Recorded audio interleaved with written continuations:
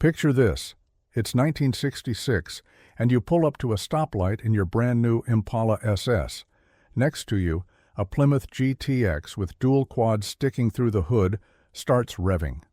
The driver smirks, knowing his 440 Super Commando's dual four-barrel setup must have your single-carb Chevy beat. The light turns green. By the time he realizes what happened, you're already 2 car lengths ahead and pulling away hard. His dual-quad big block just got embarrassed by a single 4-barrel 427 that gets better gas mileage than his wife's sedan. This is the story of the Chevrolet L36 427, the single-carb big block that shouldn't have worked but became one of the most successful engines in GM history. In the mid-1960s, the muscle car wars had a simple formula. More carburetors meant more power. It was automotive gospel. Ford's 427 Cobra Jet ran dual quads. Chrysler's 426 Hemi had dual quads. Even Chevrolet's own L71 427 used 3 two-barrel carburetors. If you wanted to run with the big dogs, you needed multiple carburetors gulping fuel like a drunk sailor on shore leave. The single 4-barrel was for grocery getters and economy cars. But Chevrolet's engineers were about to flip that script completely. Here's what made this interesting. The L36 wasn't supposed to be a performance engine. Chevrolet developed it as the practical 427, something for buyers who wanted big block torque without the temperamental nature of multiple carburetors. Insurance companies were already targeting high-performance cars with massive rate increases. Police departments were cracking down on street racing. The market needed something that could perform when asked but wouldn't attract unwanted attention or empty your wallet at the gas pump. The goal was simple, but seemingly impossible.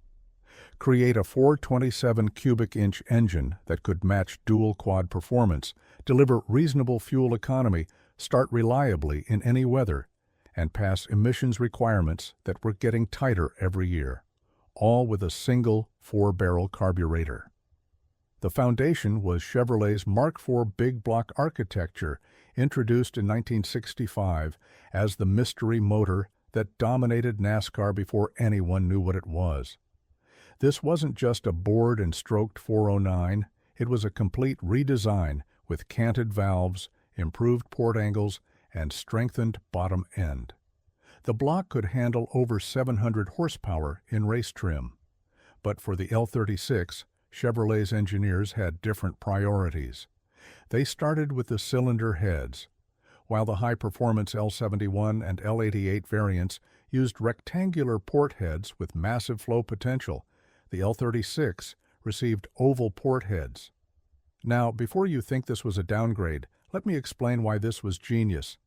The oval ports were smaller in cross-section, about 1.72 inches tall by 2.05 inches wide, compared to the rectangular ports at 1.33 by 2.19 inches.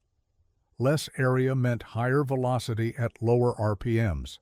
Think of it like putting your thumb over a garden hose. Same amount of water, but it comes out faster and harder. In an engine, that higher velocity creates better cylinder filling at street speeds. The rectangular ports didn't wake up until 4,500 RPM. The oval ports were pulling hard from 2,000. But Chevrolet didn't just shrink the ports and call it a day. They spent thousands of hours on the flow bench, reshaping the port floors, adjusting the valve angles, and fine-tuning the combustion chambers. The result was ports that flowed 275 cubic feet per minute on the intake side, only 15 CFM less than the legendary rectangular ports, but with velocity characteristics that made that flow usable in normal driving. The combustion chambers were equally sophisticated. With a volume of 101 cc, they created a compression ratio of 10.25.1 with flat-top pistons. That's the sweet spot for pump gas in the 1960s, high enough for power, low enough to avoid detonation on 91-octane regular. The chambers featured a modified wedge design with the spark plug positioned for optimal flame travel. The quench area between the piston and chamber sealing was precisely controlled to promote turbulence and prevent detonation. The valve train was another exercise in intelligent compromise. While the L71 and L72 engines used solid lifters that required regular adjustment, the L36 employed hydraulic lifters. These self-adjusting lifters eliminated maintenance, reduced noise, and improved idle quality. The trade-off was a lower RPM ceiling, 5,500 versus 6,500 for the solid cam engines. But here's the thing, 99% of drivers never saw 5,500 RPM anyway. The camshaft specifications tell the whole story. Duration was 287 degrees on the intake side, 295 on the exhaust. Lift measured 0.461 inches intake, 0.469 exhaust. The lobe separation angle was 114 degrees. For comparison, the solid cam L71 ran 306, 314 degrees duration with 0.520, 0.540 lift. The L36 cam was designed for torque production between 2,000 and 5,000 RPM, exactly where street engines live. Now we get to the heart of the controversy, that single 4-barrel carburetor. Chevrolet chose the Holley 780 CFM vacuum secondary unit, model number 3310. This wasn't some economy carburetor pulled from the parts bin. It was specifically calibrated for the 427's requirements with enlarged venturi, revised jetting, and modified power valve timing. The 780 CFM rating might seem small for 427 cubic inches. The formula says you need about 750 CFM for a 427 at 5,500 RPM with 100% volumetric efficiency. But that formula assumes wide-open throttle. The Holley's vacuum secondaries only opened when the engine needed them.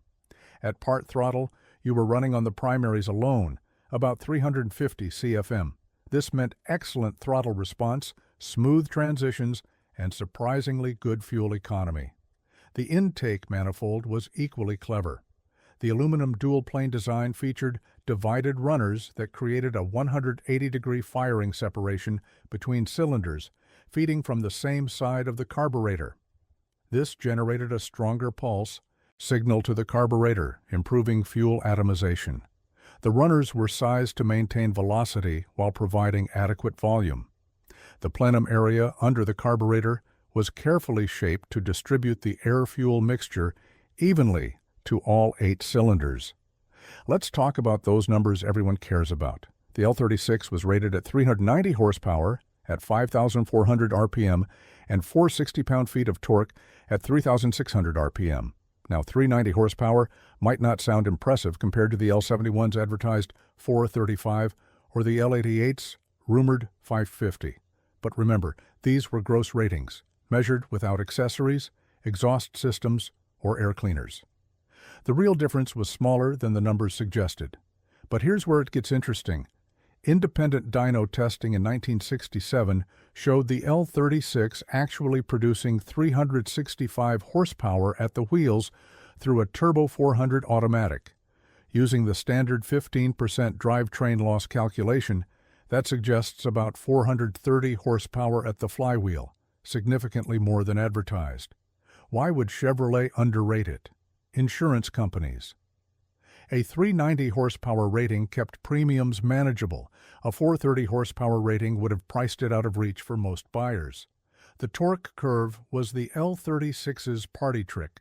Peak torque arrived at just 3,600 RPM, but the engine produced over 400 pound-feet from 2,000 to 5,000 RPM. That's a 3,000 RPM power band of tire-shredding torque. The L71 with triple carbs? It didn't hit 400 pound-feet until 3,200 RPM and fell off after 4,800. In real-world driving, the L36 felt stronger. In a 3,800-pound 1967 Impala SS, the L36 delivered remarkable performance. 0 to 60 took 6.5 seconds, quick even by today's standards. The quarter-mile fell in 14.8 seconds at 95 miles per hour with street tires and a 3.311 rear axle. Switched to slicks and 4.11 gears, and times dropped to 13.9 at 101 mph. These numbers matched or beat many dual-quad and tri-power competitors. The 1967 Corvette with the L36 was even more impressive. At 3,200 pounds, it could hit 60 in 5.8 seconds and run the quarter in 14.1 at 99 mph with the standard 3.36.1 gears. The optional 3.70.1 gears dropped that to 13.8 at 101. Car and Driver tested one with headers and slicks, recording 1341 at 105.5 mph. That's legitimate supercar performance for 1967, but performance was only part of the story. The L36's real advantage was drivability. It started instantly in any weather. No pumping the throttle, no waiting for multiple carburetors to synchronize. Turn the key, and it fired immediately. The idle was smooth and stable at 750 RPM. You could sit in traffic without overheating or loading up the plugs. Fuel economy was shocking for a 427. Highway cruising at 70 mph delivered 15 to 16 miles per gallon in a full-size Chevrolet. City driving returned 10 to 11 mpg with a light foot. The dual-quad L71, it struggled to break 12 mpg on the highway and single digits in the city. Over a 10,000-mile year, that difference added up to hundreds of dollars in fuel costs. The L36 also proved remarkably durable. The hydraulic lifters eliminated the valve adjustments that solid lifter engines required every 3,000 miles. The moderate cam timing reduced stress on the valve train. The single carburetor meant fewer vacuum leaks, fewer gaskets to fail, fewer adjustments needed. Many L36 engines went 100,000 miles without major work, exceptional for a 1960s big block. The engine responded brilliantly to modifications. Headers alone added 30 horsepower. A bigger cam pushed it over 450. Port work on those oval port heads could flow 300 CFM. An aftermarket single-plane intake and 850 CFM carburetor pushed output past 475 horsepower while maintaining street manners. With serious work, ported heads, solid cam, compression increase, 550 horsepower was achievable, all from an engine that started as the economy 427. Production numbers tell the success story. In 1966, Chevrolet built 5,116 L36 engines. For 1967, production jumped to 6,375. The 1968 model year saw 4,295 units, and 1969 added another 2,072 before the L36 was discontinued. Total production reached 17,858 engines over 4 years. Compare that to just 2,024 L71 triple carb engines in 1967, the L71's best year. The L36 powered everything from Impalas to Corvettes. It was available in the full-size Chevrolet line: Impala, Caprice, Biscayne, and Bel Air. The Chevelle could get it as the SS 396's optional upgrade. The Corvette offered it as the base 427 option. Each application showcased different aspects of the engine's personality. In the full-size cars, the L36 was the businessman's express, sophisticated power that didn't announce itself until you pressed the throttle. In the Chevelle, it transformed a mid-size muscle car into a giant killer. In the Corvette, it provided supercar performance with daily driver reliability. Racing wasn't the L36's primary mission, but it proved surprisingly competitive. In NHRA stock eliminator, L36-powered cars regularly defeated higher-rated engines. The broad power band made it easier to launch consistently.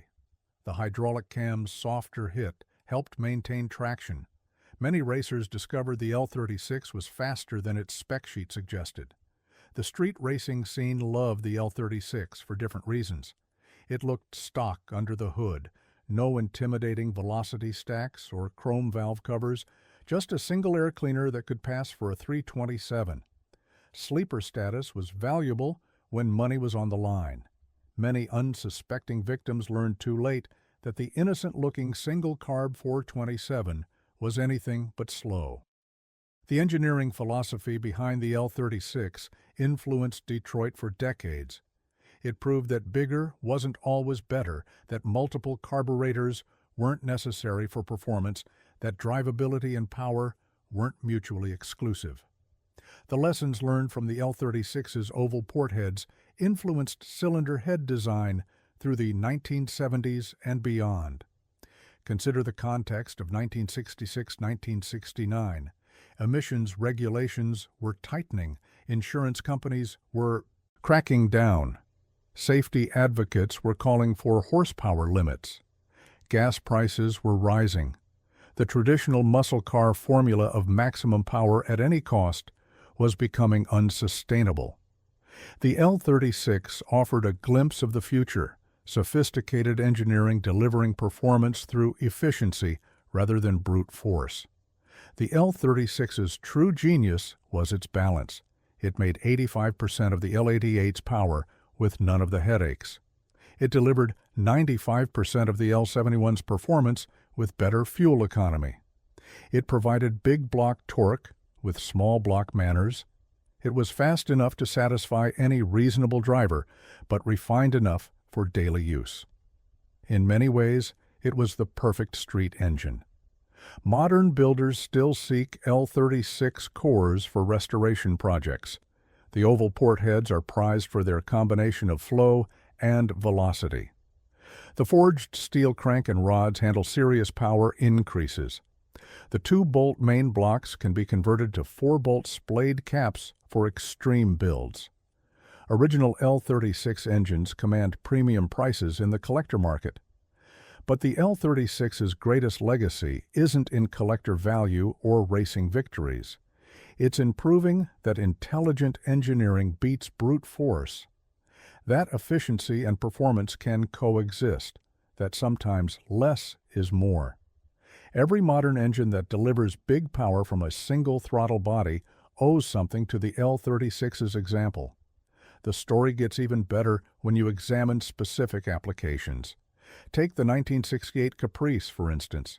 This was Chevrolet's luxury full-size model competing with Buick and Oldsmobile. Buyers wanted comfort, not quarter-mile times. But order the L36 and you had a 4,000-pound luxury car that could embarrass purpose-built muscle cars. It was the ultimate Q-ship, understated on the outside, overpowering underneath. Or consider the 1969 Corvette. This was the last year for the L36, and Chevrolet gave it a proper send-off. Combined with the new body style's improved aerodynamics, the L36 Corvette could touch 140 miles per hour with a single 4-barrel carburetor. The engine pulled strongly to its 5,500 RPM redline, never feeling strained or overwhelmed. The technical achievements deserve deeper appreciation. That 780 CFM carburetor was flowing enough air for 430 real horsepower. The velocity through the carburetor venturi was extreme, creating exceptional fuel atomization. The mixture distribution was so good that individual cylinder air-fuel ratios varied by less than 3%. Modern fuel injection struggles to match that consistency. The oiling system was another masterpiece of practical engineering. The L36 used a standard volume oil pump rather than the high-volume unit in L71 and L88 engines. Why? Because the hydraulic lifters didn't need the extra pressure, and the moderate RPM sealing didn't require extreme oil flow.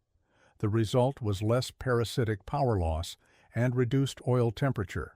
Simple solutions to complex problems. Even the exhaust manifolds showed thoughtful design.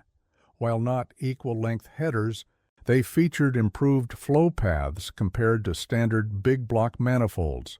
The passages were larger, the turns less severe. They fit in the chassis without modification while providing decent scavenging. Combined with the camshaft timing, they created a surprisingly efficient exhaust system. The L36 changed how Detroit thought about performance engines. Before the L36, engineers chased peak numbers, maximum horsepower, highest RPM, biggest carburetor. After the L36's success, the focus shifted to area under the curve, average power production across the usable RPM range.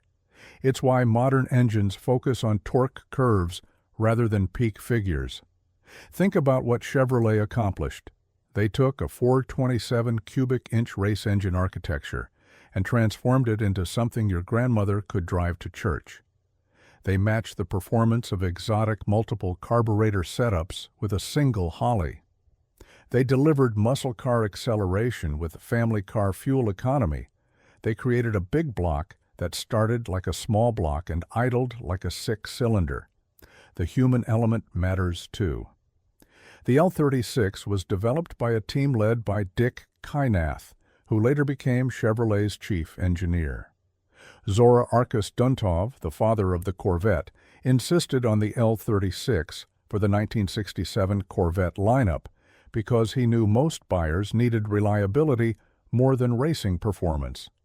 These weren't just engineers building engines, they were enthusiasts creating solutions for real drivers.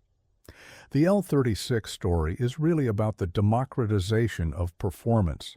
Before the L36, big block power meant constant tinkering, frequent adjustments, and mechanical sympathy.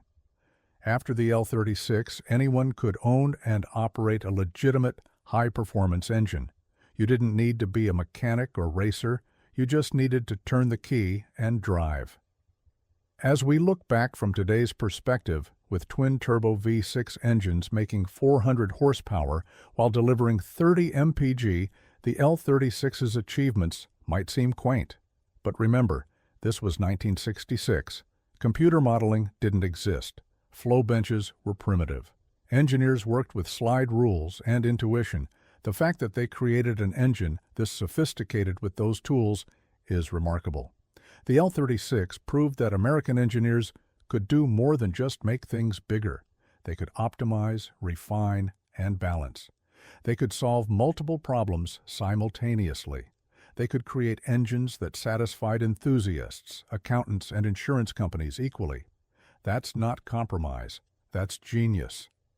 Every time a modern engineer decides that efficiency matters as much as power, they're following the L36's example. Every time a designer chooses the smart solution over the obvious one, they're honoring the L36's legacy. Every time someone proves that one carburetor or throttle body is enough, they're validating what Chevrolet demonstrated over 50 years ago.